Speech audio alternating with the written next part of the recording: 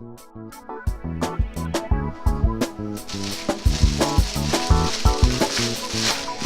to show you. I just picked this up just recently from Retro Rare.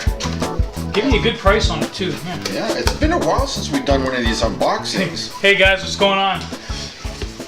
Yeah, it's been a while since we've done one of these unboxings, and it's been a while since we've shot an episode as well. Yeah, well, you know, that's what life happens when you're busy making other plans. I'm losing the lease on our apartment, so I've been busy looking for apartments, and you've been busy with work, and things happen. Things happen. So anyways, unboxing. We haven't done one of these in a while. This I just picked up from Sandy at Retro Rare about a month ago. And it's another Gentle Giant mini bust. Correct you are. Oh, Princess Leia. Yes, guy. I want to show you this. Oh, nice. And by the way, Mike's here. What's going on there, Mike? Oh, you know, same old, same old. Yeah. How's your Gentle Giant collection coming? Zero Mike and yeah, whatever. Okay, so this is the now you can see she's got one of these little things in here. Oh, the little medals that she's about to put on the necks of the heroes at the end of A New Hope. Yeah. Oh, so sweet. yeah, that's exactly it. This is the Princess Leia from A New Hope. Hero of Yavin. Yeah. The final scene, I'm sure we're all aware what it is. Very nice, eh? Look at the face. The face is spectacular. It really does look like Carrie Fisher, and that's the main aspect of it. If they don't get the face right, you can just forget the whole thing. Yeah, absolutely. So I'm very happy with that, my latest acquisition. And the nice thing about these, as I said before, is the run is very limited.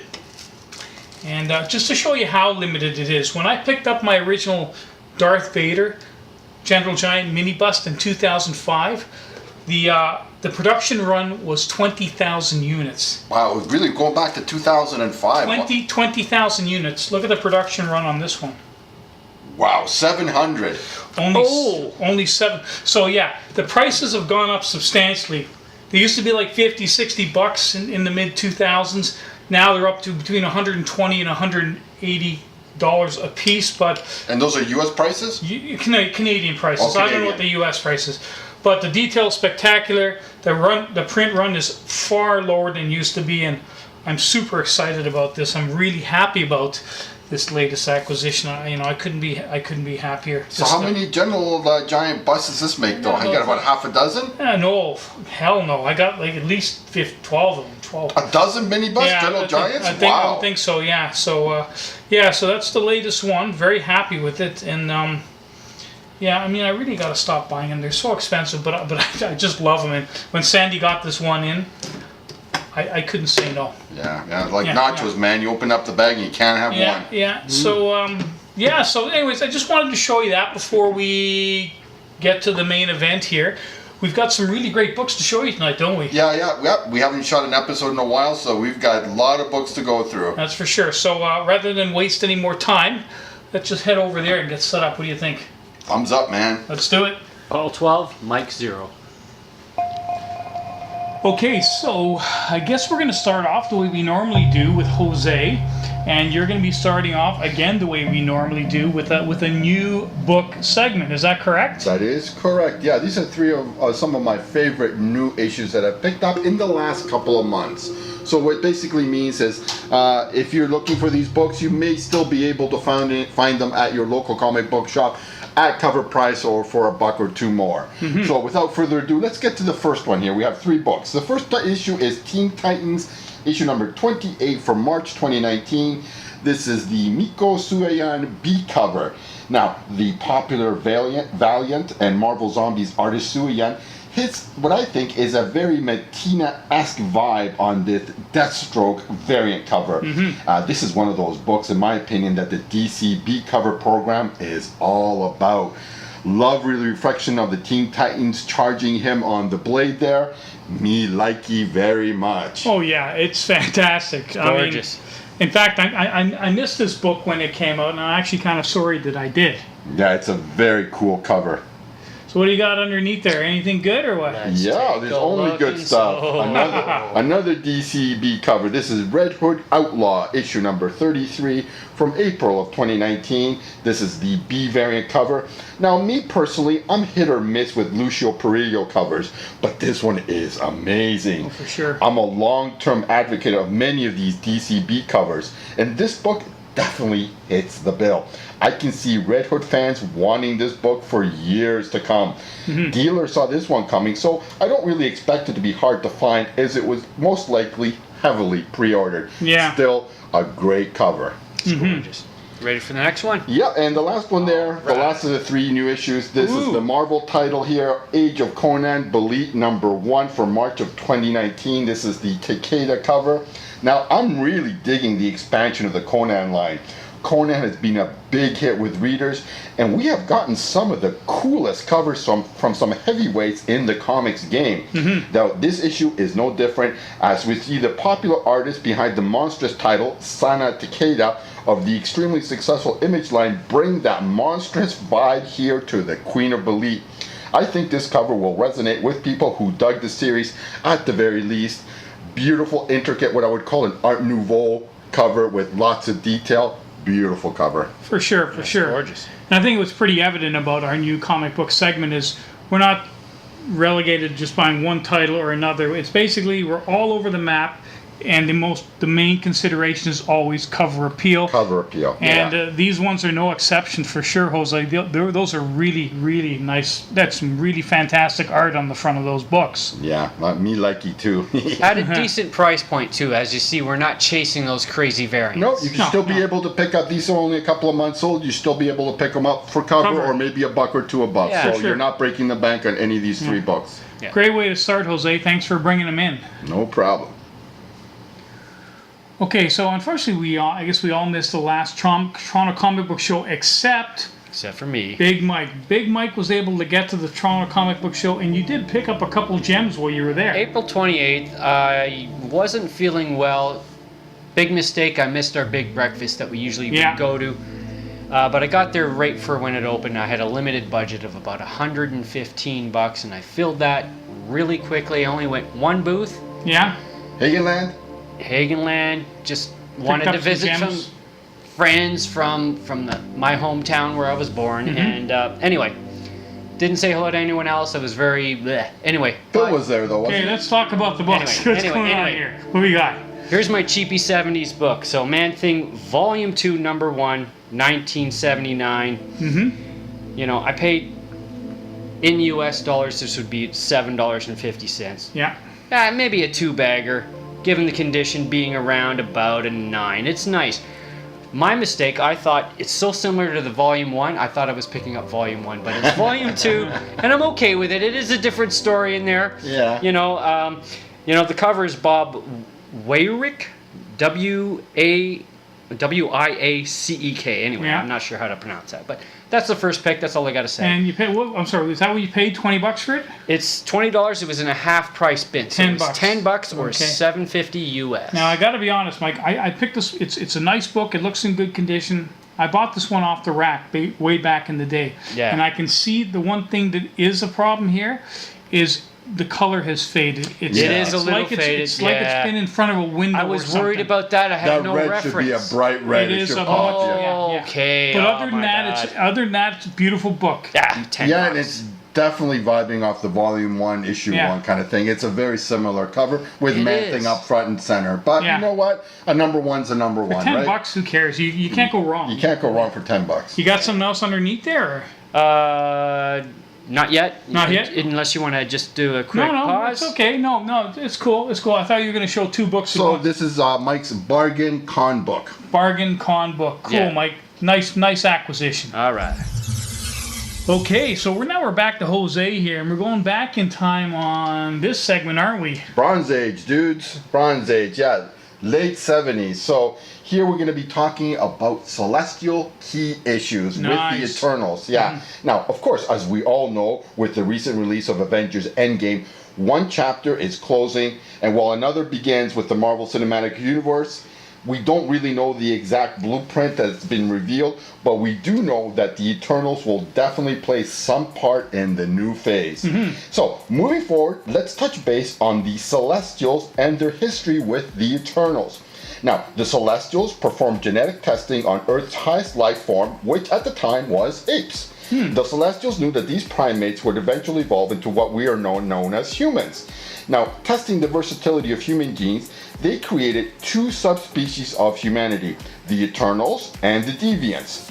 Now, their legacy to the human race was to implement a dormant DNA complex which one day would permit mutations.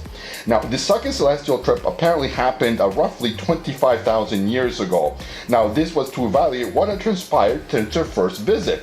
Witnessing what the Deviants had become, including their primitive technology, the Celestials then decided to wipe out the entire race.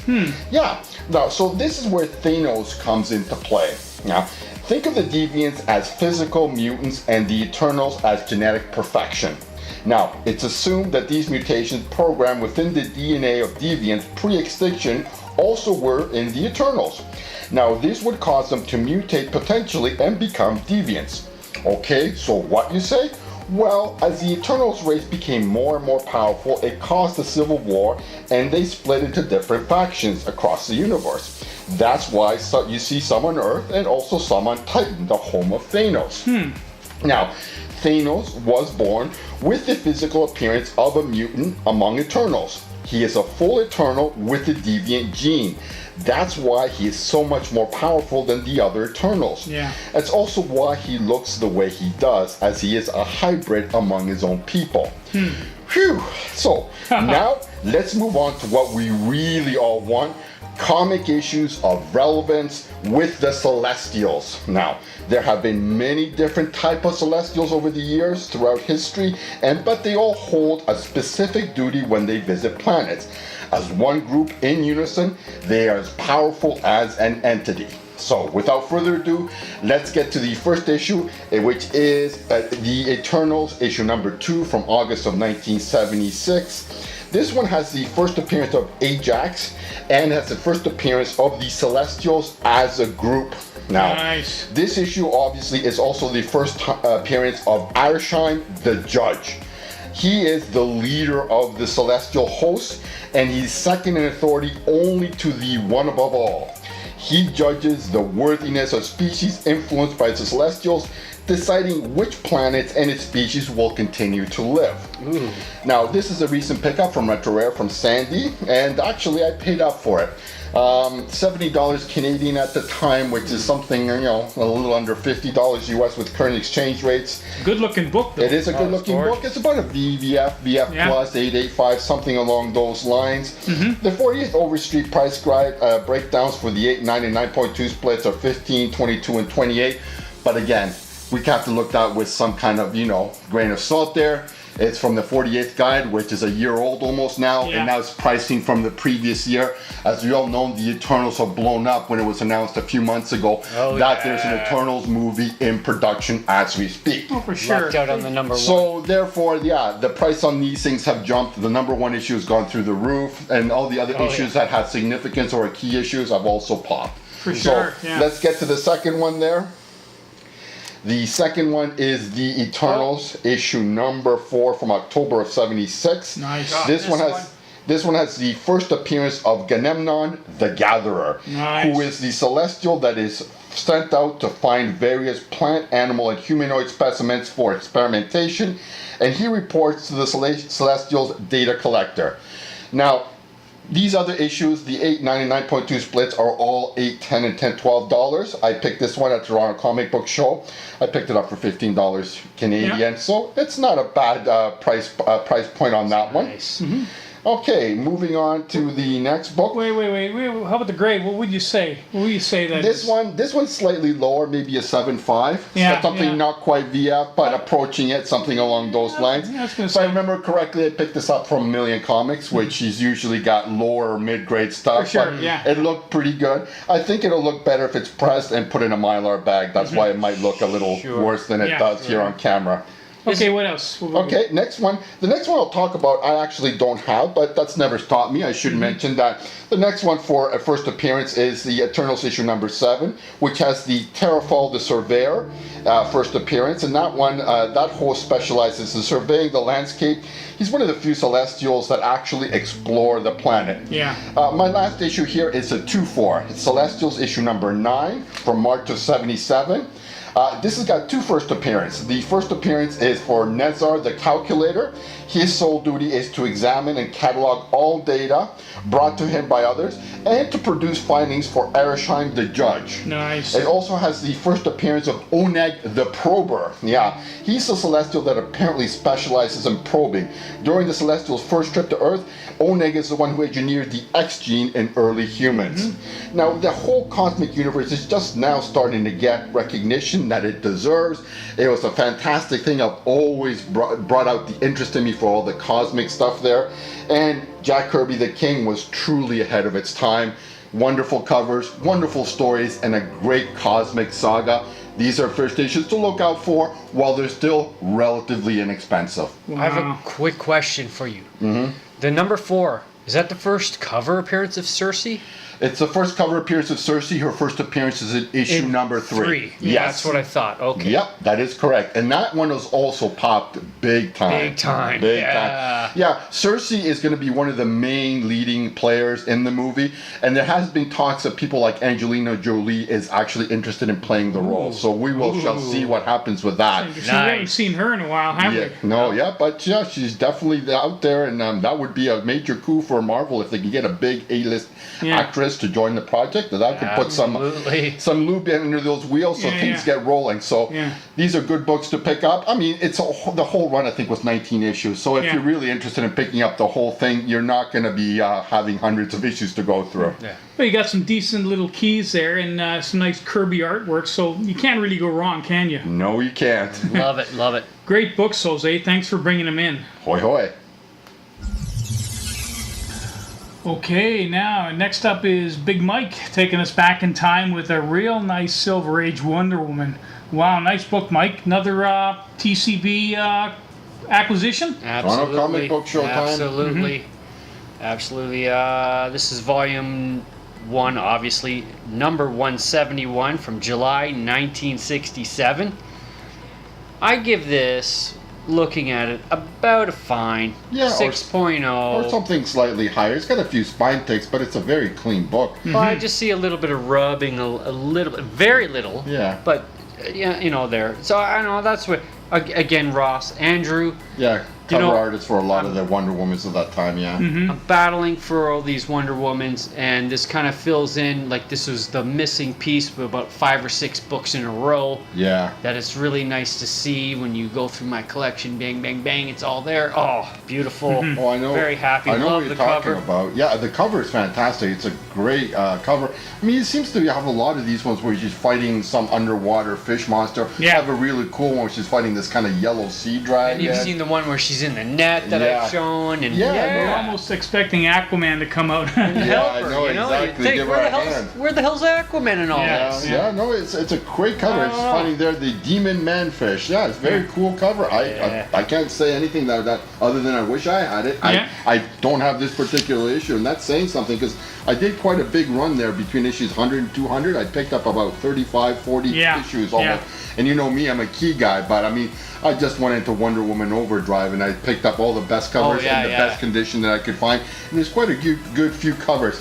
Now, the story writing at the time, this was hitting the nadir of, just being almost irrelevant. That's why a few issues later, they depowered her and they basically made her just Diana Prince. For sure. But this is the end, or near the end of that run where, like I said, they was just kind of going through the motions, really. But you cannot fault a great cover, and this is a really good cover. Yeah, a lot of these are 1 and 2-ish stories within They're the standalones, issue. yeah. And they're standalones, so you could just pick one up and enjoy it. You get the beginning and ending of a story. For sure. Yeah, I can understand that from a run perspective. Yeah, you'd want that, but What do you got under there, Mike? The mythos is there. Fantastic Okay, Four. there we go. Wow, good cover too. November 1967. Couple books from '67. Yeah, wow, this is a really good thing cover there, man. Again, right in the middle of the Jack Kirby era there. He did the first 100 issues of Fantastic Four. Yeah. And yeah, really, really good cover. This issue actually comes after the 2 issues, 66, 67, that feature, I don't know, I want to say the first appearance of not really, the introduction of him who would eventually become Warlock. Yeah. But this is a really cool cover. And again, it looks pretty damn good condition, at least a fine again. I give it a fine Yeah. plus, something Oh, like yeah. that, 6.5 maybe. It Yeah. paid only $22.50 US. Wow. I mean, the Fantastic Four title, now that it's gone back So it's a to $15 Canadian book, or? No, paid $22.50 US, so Yeah. that would be probably a little more than that in Canadian dollars, over obviously. $30. But seriously, ever since Disney has finalized the deal and bought out the Fox properties, including Fantastic Four, the Fantastic Four issues, particularly the big key issues, have really exploded. Now, it hasn't made that much of a difference on the common run issues, but they're starting to pop. In other words, they're going up. The arrows Yeah. are green and they're going up. So, I mean, I know the title for the last few years has been kind of, in the doldrums, so to speak. I mean, Yeah. as far as fan or collector interest, but that's changing, and it's changing even as we It's speak. getting tougher and tougher to get at. Yeah, so right now. definitely the first 100 issues or so, the Kirby issues, you definitely want to sure. pick up the good It's a covers battle. in that run. I In the mean, best condition you can find. yeah, exactly. And Jose, meet Jose, because this is the first appearance of Jose Santini. 7 appearances in total. He's a doctor. Who's Jose? Who is he? He's a doctor and inventor of the Yeah. Rejuvenator. Wow. Think Okay. about that. That was used a lot after Yeah. this issue. Yeah. Throughout Yeah. the mythos. So there you go. Or Just yeah, thought I'd no, show you here that. I could There you use go. a rejuvenator. I could reuse. Yeah, we Yeah. all could use a Rejuvenate my bloody rejuvenator. knees, which are shot. Yeah. Damn straight. Anyway, there we go. Great books, Mike. Couple of really nice covers, I'm man. happy. Yeah, I'm happy that you got those, man. I wish I had them. Okay, so this is the only book I'm showing for the evening. My one new book. I picked this up at Sandy's about 3 weeks ago. It's Galaxy's Edge #1. Actually, did have the opportunity to read this. It is a story. It's going to be part of a 5-part series by Star Wars, I believe, by Marvel on Galaxy's Edge. Now, I think as we're all aware, the reason Star Wars came out, or Marvel came out with this miniseries, is they just recently, in the last couple weeks, opened Galaxy's Edge, which is the Star Wars theme That's park. right. I was just watching Kevin Smith on YouTube about it. I saw the commercials, I think, for it too. Yeah, so they're building 2. One's in California. I think the other one, if I'm not mistaken, is going to be in Florida. And actually, I have a friend of mine, Adam, who's already been there. He went the very first week. Oh wow! That was the invitation only. Yes. It opens up to the public like June 24th. No, it's open to the public right now. Right now? Yeah, it Oh, is right okay, now. I'm mistaken. So, Sorry. yeah, a fantastic theme park, a total Star Wars immersion experience. So, if you're into Star Wars, definitely something you want to check out. Yeah, I can't believe Disney built a whole theme park for Star Wars. Who would have thought that back in '77 we get to this point? What do you think? Well, who'd have thought that the real. House of the Mouse would own the Star Wars franchise, lock, stock, and barrel? Yeah. But it's just me. Surprise, surprise! It's a Star Wars episode Yeah. for Mr. Star Wars here, Paul. Yeah. Princess Leia mini bust and Galaxy's Edge #1. Yeah. It's And an I all hear- Star Wars feature for Paul today. Yeah. You can spend a ton And of so- money in the gift store. Yeah, Oh, I was yeah. going to say, that's one of the things. A gift store, you can pay anything from $5 for a keychain right up to, I think, you can buy a full-size, fully functional R2-D2, R2D2, yeah. $25,000. Yeah. Jeez. Yeah. So yeah, a little bit of something for everything there. And if you're going to go, if you're a Star Wars fan, you might want to check it out, but you also might want to wait a while because they're still adding attractions. And right now it's crazy busy. So personally, I'm going to go see it, but I'm going to wait at least a year or 2 before I go. Yeah, yeah. definitely avoid the crowds and enjoy it in your own time. Yeah, so may the Force be with you. And with you. And what would an episode be without Big Mike showing an amazing Spider-Man? You do collect a lot of these, Mike. I'm sure your collection's getting right up there by now. Battle's getting for 100 and under, and this just makes it in. And what can I say? Hey, there's something missing. Yeah, the There's comics something code missing. seal. Yeah. Comic Code, yeah. That's right. This is a drug issue. Not only is it a drug issue, it's the first drug issue. Yeah, I believe there was 3, 96, 97, and 98. And Yeah. the whole story behind this is Stan Lee felt that this story was so good, he couldn't pass it up. So, because of the Negativity. of the hard drug use, because some drugs are legal now in Canada anyway.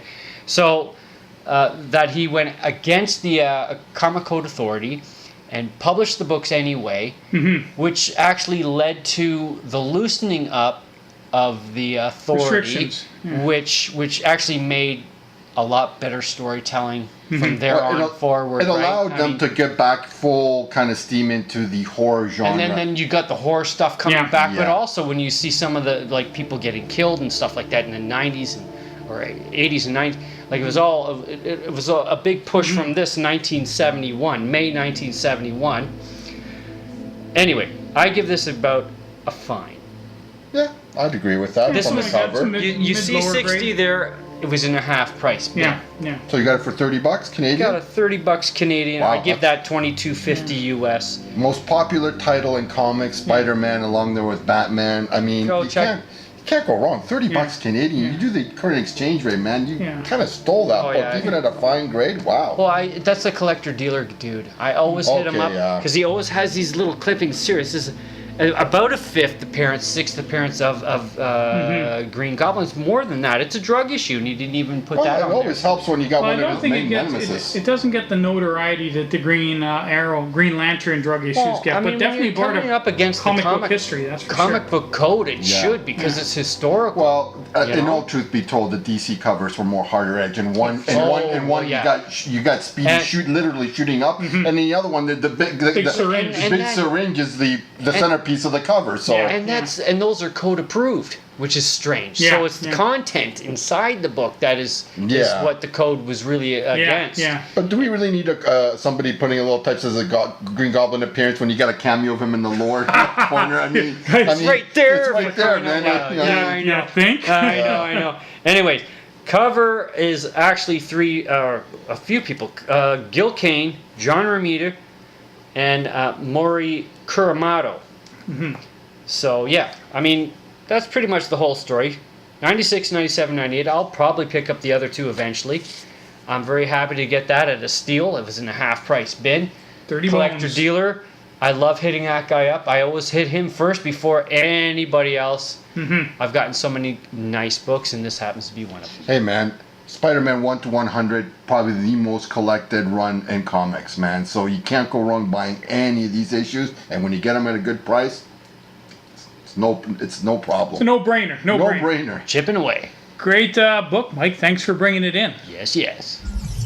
Okay, so me and Mike, we like showing a couple books here and there, and we kind of think what we got is interesting. But then all of a sudden, here comes Jose, and in the end, to bring off the end of the night, and he just basically just body slams the two of us Gotta go out with a bang. with you this know. golden age goodie. Yeah, Wow. yeah. Damn White it. Princess of the Jungle, issue number 1 from July of '51. Wow. Jungle girls, scantily clad feral ladies who swing through the trees. Yeah, they've been around since the novel Green Mansions by Henry Hudson was first published in 1904. Wow. Yeah, they reached comic books in 1938 when Fiction House put out Sheena in Jumbo Comics, the first original Queen of the Jungle. Yeah. But they had a real proliferation roughly from Tiger Girl in 1944 to Jan of the Jungle in 1954. Tanda, White Princess of the Jungle, was a small part of that proliferation. Now, this was an anthology comic book published quarterly by Avon Periodicals in the early 50s. This first issue is cover dated July of '51, and its last issue was released, I think, in November of '52 for a total of 5 issues. Wow. Yeah, the writer of the first Tanda story is unknown currently. The artist has been identified as Louis Ravielli, who has scattered credits in non-series stories published by Avon or Atlas Marvel Comics, in addition to his later co-creation of an aviation hero for Avon named Captain Steve Savage. But the artist most closely associated with Tanda is Everett Raymond Kinsler, who is assumed by some to be her creator. Now, Kinsler was a famous American portrait artist whose work included the official portraits of former US Republican presidents Ford and Reagan, who got his start in comic books during his teens.